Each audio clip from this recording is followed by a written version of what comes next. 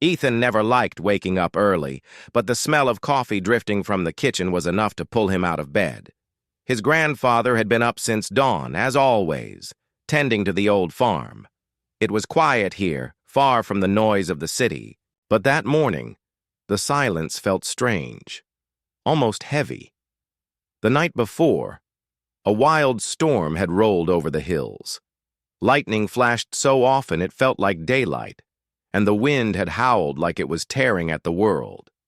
Ethan had gone to bed, thinking it was just another summer storm. Now, as he stepped out onto the porch, the air smelled of burnt metal. "Morning," his grandfather called from the barn. "You see that smoke over the east field?" Ethan squinted toward the far side of the property. Sure enough, a thin column of dark smoke twisted up into the bright morning sky. "Probably lightning hit a tree," Ethan guessed, but his grandfather shook his head. "Lightning don't burn like that," the old man said, wiping his hands on a rag. "Go have a look, boy. Take the truck." Ethan drove across the uneven dirt road, the tires bouncing over old ruts. The smoke grew thicker, and a faint humming reached his ears, low and constant, like a machine that had never been shut off. When he finally reached the east field, he hit the brakes so hard the truck skidded in the dirt. There, half buried in the soil, was a massive shape. It wasn't a plane or any kind of farm equipment. Its surface was smooth, dark, and covered in strange lines that almost seemed to move when he stared at them. The metal shimmered faintly in the sunlight, and parts of it were still glowing orange, like it had just fallen from the sky. Ethan climbed out of the truck, his heart pounding. The air near the object was warm and carried a strange smell, like rain and electricity mixed together. He reached out a hand, but stopped just short of touching the hull. Suddenly, a section of the surface shifted with a deep hiss, and a narrow opening appeared. Faint blue light spilled out, and a voice, calm and clear, spoke in perfect English. "Your army awaits, my lord." Ethan froze. He looked around, half expecting to see someone hiding nearby with a speaker. What?" he said out loud, his voice shaky. A projection formed in the air before him. Tall, armored, and humanoid, though clearly not human. The figure knelt, its head bowed, and spoke again. "Commander, you have returned. We have waited." Ethan took a step back. "You've got the wrong guy." "Genetic signature confirmed," the voice said, sounding patient, almost warm. "Commander designation, Terran origin. Command codes locked to your lineage. The fleet remains in stasis, awaiting your orders." Ethan's mouth went dry. "Fleet? What fleet? I think you've—" The figure vanished, and the voice spoke from somewhere deeper inside the object. "Please enter. We have much to discuss." He glanced back toward the truck. The smart thing would be to leave, go get his grandfather, maybe call the sheriff. But something pulled at him. Curiosity, or maybe something deeper he couldn't name. He stepped forward. The opening widened, revealing a narrow ramp leading into a dim, metallic corridor. Every step he took seemed to wake the ship more. Faint. Symbols along the walls lit up, shifting into English before his eyes. The corridor led to a chamber filled with strange shapes, seats, consoles, and a large circular platform in the center. As he approached, the holographic figure reappeared. "This vessel is Valor's Edge, command ship of the Terran Vanguard," it said. "We fought alongside your kind in the war against the Zenith Dominion. When our last commander fell, he entrusted the fleet to his bloodline. You are his heir." Ethan shook his head slowly. "You're saying my ancestor was some kind of space general?" "Correct." He tried to laugh, but it came out shaky. "Yeah, sure. And I suppose there's a whole army just waiting out there for me?" The hologram didn't blink. "Correct." Ethan opened his mouth to argue again, but the ship suddenly displayed a map of stars above the platform. One point pulsed brightly, far from the rest. "There," the voice said. "The fleet's hiding place. They have slept for centuries, When you arrive, they will awaken." Before Ethan could speak, a faint alarm sounded. The hologram turned its head, as if listening to something far away. "Commander," it said slowly, "our activation has been detected." Ethan felt his chest tighten. "By who?" "By those who once sought to destroy us. They are coming." Ethan stood in the center of the strange chamber, the faint alarm still echoing in the air. The holographic figure's face remained calm, but there was a weight in its voice that made Ethan's stomach twist. "Detected by who?" Ethan asked again, more urgently this time. "Scouts of the Zenith Dominion," the figure replied. "Their patrols search for any sign of the Terran vanguard. They believe us destroyed. But now, they know we live." Ethan rubbed the back of his neck, trying to think. "And what exactly happens if they find us?" "Destruction. Of this vessel. Of this world, if necessary." The words hit Ethan like a punch. "You're saying they'll come here? To Earth?" "Yes. Unless we leave." Ethan glanced toward the open doorway, back toward the faint outline of his grandfather's fields in the distance. He wanted to run back to the house, to pretend this wasn't real. But he knew the truth. If this was real, and these Zenith things were as dangerous as the ship claimed, leaving it alone wouldn't keep anyone safe. Before he could speak, another sound filled the chamber, a deep rumble that didn't come from the ship. The hologram flickered slightly. "They are closer than I thought," it said. "A scout craft is entering this system." Ethan took a step forward. "Can you fight them?" "Yes," the figure said. "But my weapons are limited without the fleet. I suggest immediate departure." Wait, Ethan said, holding up his hands. "You want me to just get in and go where?" "To the fleet," the ship answered simply. "Your army awaits, my lord," Ethan groaned. "I told you, I'm not a lord." "You carry the command codes in your DNA," the voice replied. "That makes you the commander, whether you wish it or not." Before Ethan could argue again, the ship shuddered, a faint vibration running under his feet. A holographic display lit up on the wall, showing a small, fast-moving craft approaching Earth's atmosphere. It was dark, angular, and looked nothing like anything human. Ethan's throat tightened.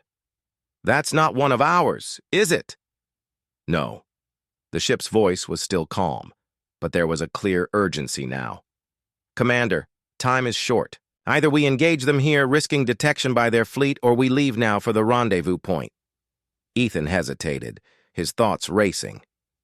Then, without meaning to, he remembered the way his grandfather's voice had sounded that morning, steady, unshaken by the strange smoke in the distance. If these ships came here looking for trouble, his grandfather would be right in their path.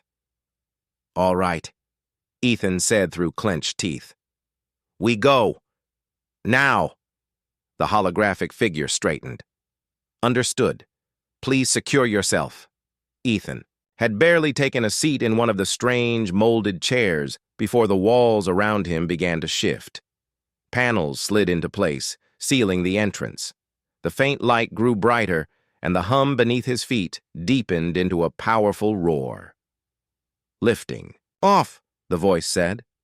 The floor tilted slightly, and Ethan felt the strange pull of gravity shift as the ship rose from the field. Through a narrow viewing panel, he saw the ground fall away, the rows of crops, the barn, the old truck, all shrinking until they were just tiny patterns on the land. "Engaging stealth field," the ship added. "We must avoid their detection until we are clear." Ethan pressed a hand to the armrest. "So what happens if they see us?" The hologram appeared again, standing beside him.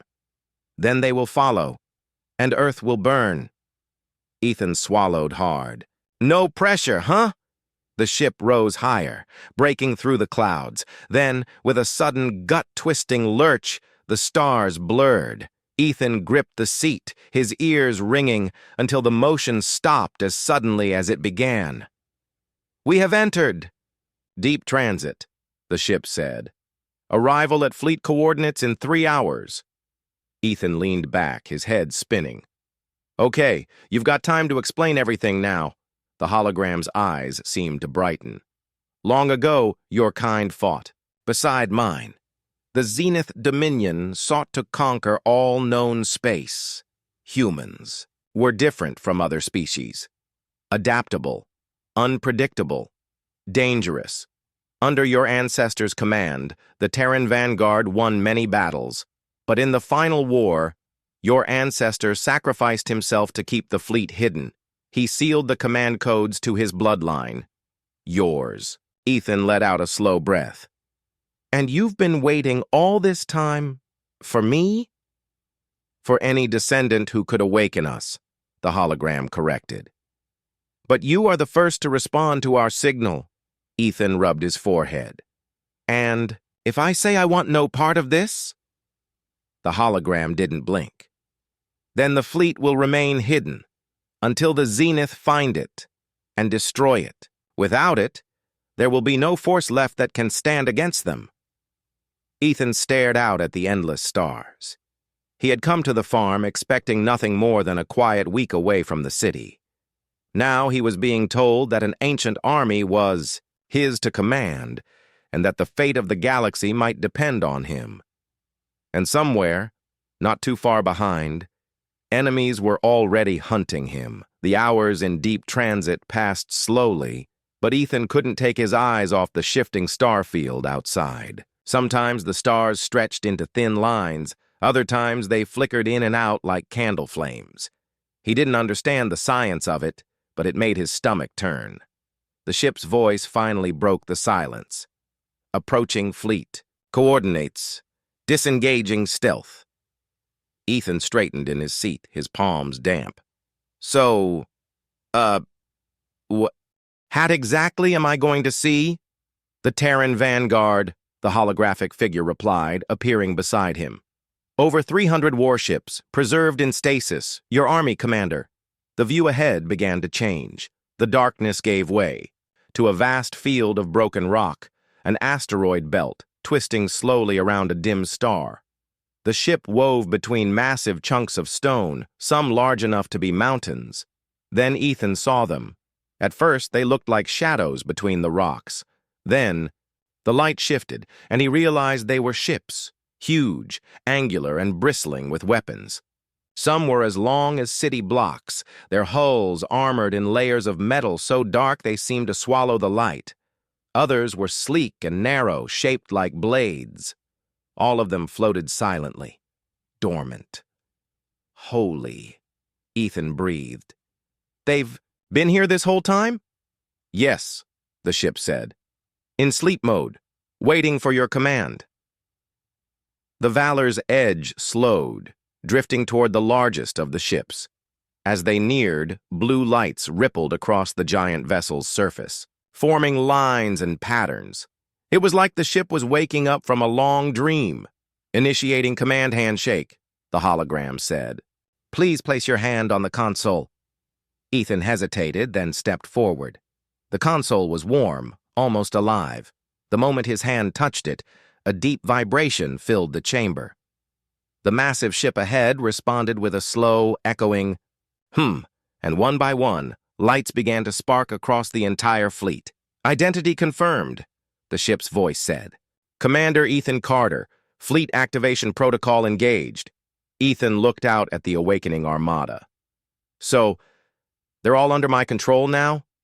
Yes, the ship replied. And they await your orders. Before Ethan could say anything else, a sharp alarm blared. The hologram's calm expression darkened. Incoming transmission. Unknown origin. A new image appeared in the air. A tall reptilian figure with deep crimson scales and piercing yellow eyes. Its voice was cold and precise. To the human vessel, power down and surrender the fleet. You have no right to command it. Refuse, and this asteroid field will become your grave. Ethan's chest tightened. I'm guessing that's a Zenith? Yes, the ship confirmed. A Vanguard Hunter-class captain. The reptilian figure narrowed its eyes. This is your only warning. The transmission cut off. Ethan turned to the hologram. How did they find us so fast? Activating the fleet. Sent a signal. Even with stealth measures, the power output is impossible to hide. They will not stop until we are destroyed.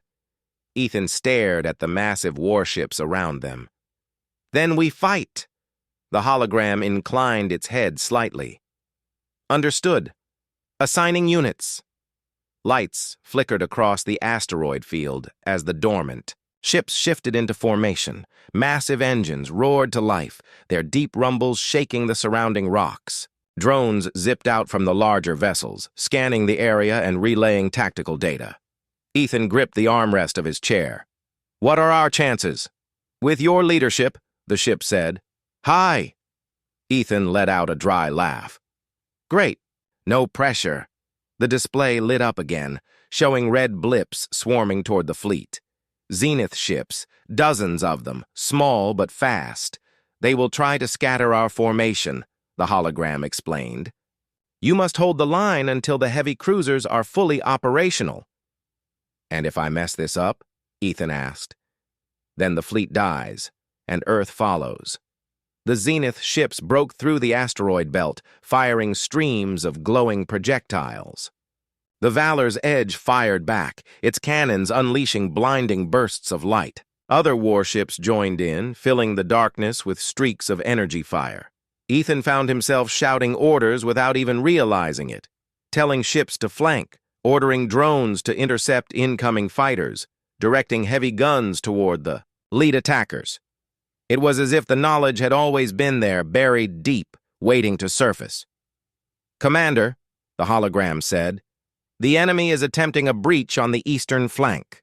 Redirect 2 destroyers there, Ethan ordered, and have the frigates cover them. The ship obeyed instantly. Moments later, 2 Zenith craft exploded in bursts of fire and debris. Ethan's heart pounded, but he didn't have time to think about fear.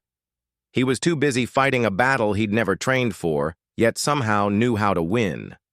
After what felt like hours, the last Zenith fighter turned and fled into the darkness. The fleet held steady, their guns cooling in the by. Cold void. Victory, the ship said simply. Ethan slumped back in his chair, exhausted but alive. Yeah, he muttered, staring out at the battered but standing armada. Victory. But deep down, he knew this was only the first battle, and the Zenith wouldn't stop. The battlefield was quiet now, but it wasn't a peaceful quiet. Broken. Ships drifted between the asteroids, glowing faintly from the heat of battle. Fragments of metal spun in the cold, dark, silent reminders of what had just happened. Ethan stood at the main console, staring at the display as the last Zenith blip disappeared from the radar. That's it? Ethan asked, almost not believing it.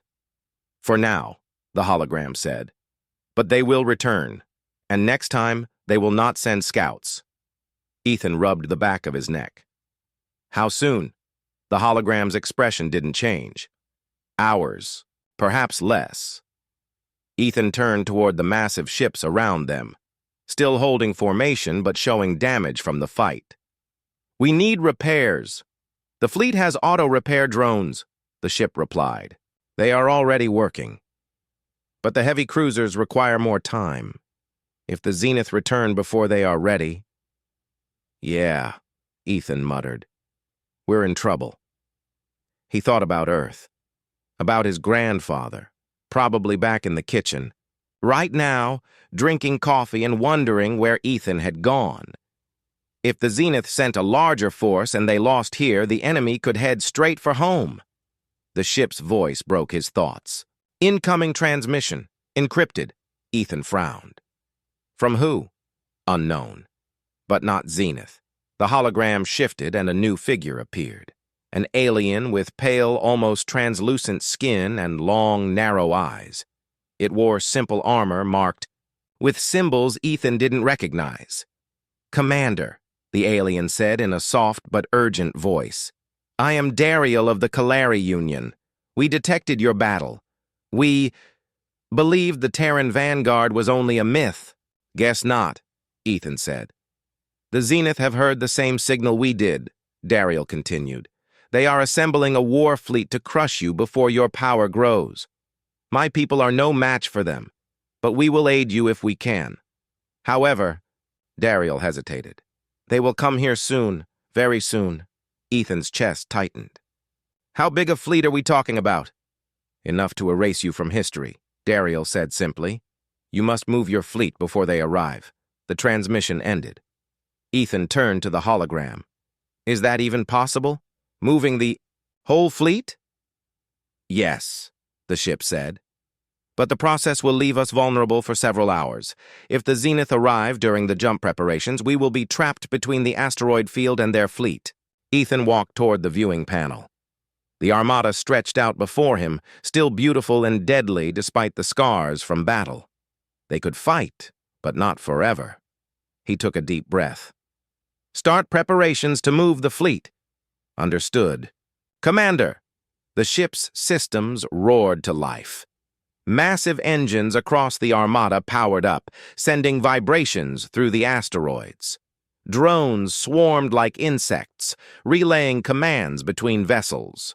On the display, coordinates lit up, a deep space region far from Zenith patrol routes. But before the jump sequence could fully engage, alarms screamed across the bridge. Zenith signatures detected, the ship said sharply. Multiple capital ships entering the system. Ethan's eyes widened as the display filled with red. There were so many blips, it was hard to count them all. That's a lot more than scouts. This is their strike force, the hologram confirmed. They mean to end us here. Ethan's mind raced. Can we finish the jump prep before they get into firing range? Unlikely, the ship said. But we can buy time. Ethan gritted his teeth. Then that's what we do. He began issuing orders. Have the smaller ships form a screen at the edge of the field. Pull the damaged cruisers back. Keep the heavy guns ready for when they get close. The fleet moved like a living thing. Destroyers slid into defensive lines, frigates darted between asteroids, and the Valor's Edge took position at the center. The Zenith fleet appeared on the edge of visual range, towering capital ships flanked by waves of smaller attack craft. Their weapons glowed, ready to fire. The first volley lit up the darkness, streaks of burning energy slamming into the asteroid field. Massive chunks of rock shattered, spinning away into the void. The fleet's shields flared, holding for now. Ethan's voice was steady, but his heart pounded. Return fire! Aim for their forward batteries! The armada answered with a storm of light. Explosions rippled through the Zenith lines, but they kept coming, their formation tightening like a noose. The ship spoke over the chaos. Jump preparations at 40%. Holding will be difficult. Ethan clenched his fists. Then we hold anyway. The battle raged, the void filled with fire and debris. Ethan's mind worked faster than it ever had before, every decision coming without hesitation. His hands gripped the console as if holding the fleet together by will alone, but deep down, he knew they couldn't hold forever. And if the Zenith broke through before the jump was ready, Earth would be next. The battle had raged for what felt like hours. The Zenith fleet pushed harder, their ships cutting through the asteroid field with deadly precision. Ethan watched. The tactical display, red blips closing in on their formation like predators closing in on prey. They're breaking through the eastern screen, the hologram warned. Destroyers there are heavily damaged. Ethan's stomach tightened. Send reinforcements, all available frigates, focus fire on those attackers. Outside the viewing panel, flashes of explosions lit the darkness. A large Zenith cruiser exploded, sending debris spinning into space, but more ships poured through the gap. We're losing ships, Ethan admitted, voice low but steady. How much longer until the jump prep is done? 60%, the ship replied. The fleet's engines require full power for the jump. Then we have to hold, Ethan said. He glanced at the warships, some glowing with damage, others drifting silently with systems offline. If the Zenith breach the field, the jump won't matter, The Zenith forces pressed forward, targeting the larger cruisers that formed the fleet's backbone. Their weapons fired in synchronized volleys, tearing holes in shields and armor. One massive cruiser faltered, its engines flickering before, shutting down. "We've lost the Valiant," the hologram reported solemnly. Ethan had seen the name on the ship's hull during activation. It was a loss he felt deeply, even without knowing the crew personally. "Keep fighting," Ethan ordered. "Divert power to shields and weapons on the remaining cruisers." His hands moved quickly over the console, rerouting energy, issuing commands.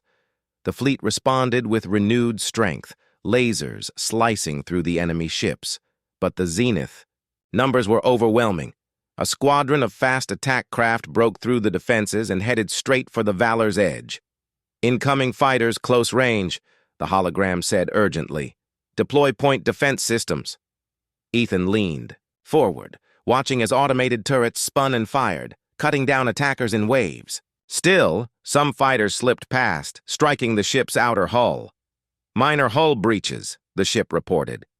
"Initiating emergency repairs." Ethan swallowed hard. The ship that had brought him here, the one he'd come to trust, was now under fire. "How close are we to full jump readiness?" 85%, the voice said. "But the Zenith main fleet is closing fast." Ethan felt the pressure crushing down on him. He knew if the jump started now, the fleet might still be vulnerable. If they waited too long, the Zenith could destroy them. "Give me options," he said sharply. The hologram paused, then spoke.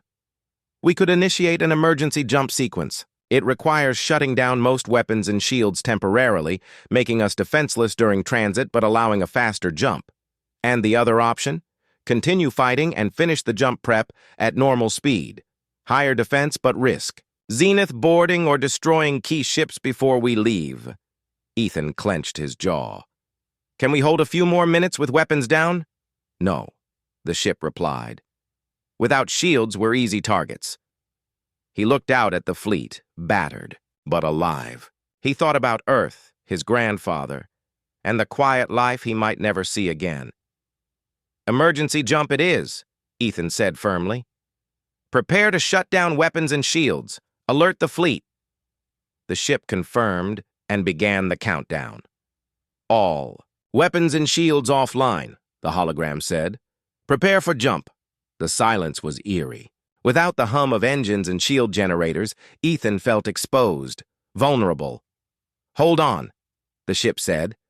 Then the stars outside blurred violently. The fleet shuddered as it was pulled into the jump drive. Ethan gripped his seat tightly, ears ringing from the sudden acceleration. Moments later, the stars snapped back into place, and the fleet appeared in deep space, far from the asteroid field. Engines and shields flickered back online, and weapon systems roared to life. "Jump successful," the ship said with relief. Ethan exhaled, his body still trembling. That was close. A new alert flashed. Zenith pursuit vessels detected. They survived the jump. Ethan frowned. "They followed us?" "Some," the ship confirmed. "But their numbers are greatly reduced." "Then we finish repairs and prepare for the next fight." The fleet moved toward a nearby starbase operated by the Kalari Union. Dariel's earlier promise of aid was their best chance to regroup. They traveled. Ethan felt the weight of command settle heavier on his shoulders. The fleet was alive, powerful, but so was the enemy. And the fate of more than just this fleet rested on his choices. He looked out at the stars, wondering what kind of leader he truly was, and if it would be enough. The fleet moved through the vast emptiness of space toward the Kalari starbase, its massive ships drifting like silent giants among the stars. Ethan sat in the command chair of Valor's edge, his mind racing as he prepared for what he knew would be the final battle. The Zenith Empire was not far behind, regrouping for an all-out attack that could decide the fate of the galaxy. The calm. Before the storm was filled with tense preparation. Repair drones buzzed around the fleet's hulls, fixing damage from the earlier fights. Pilots checked their weapons, Engineers monitored power levels, and soldiers ran drills, readying for the fight ahead. Ethan studied the star maps, trying to find any advantage in the coming battle. Dariel, the Kalari commander, stood beside him in holographic form. Her pale eyes showed worry, but also fierce determination. "The Zenith fleet is larger than we feared," she said softly. "They will strike hard and fast. We must use every tactic we have." Ethan nodded. "Our ships are powerful, but outnumbered. We need to be smarter, faster." The silence was broken by a sudden alert. Sensors detected the Zenith approaching in full force, dozens of capital ships flanked by waves of smaller fighters and bombers. The enemy fleet spread across the void like a dark storm ready to break. "They are here," Ethan said, gripping the armrest. "All units, battle stations." The fleet roared to life. Shields shimmered, weapons hummed, and engines flared. The silence of space was shattered by the sounds of war. The Zenith fired the first volley, massive energy beams cutting through the darkness, smashing into asteroids and firing arcs across the fleet's shields. Explosions lit the void as ships rocked under the impact. Ethan focused on the tactical display, shouting orders.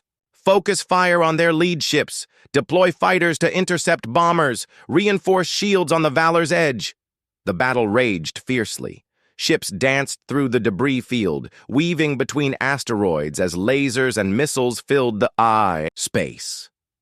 Ethan's heart pounded as he directed the fleet, every decision a step between victory and destruction.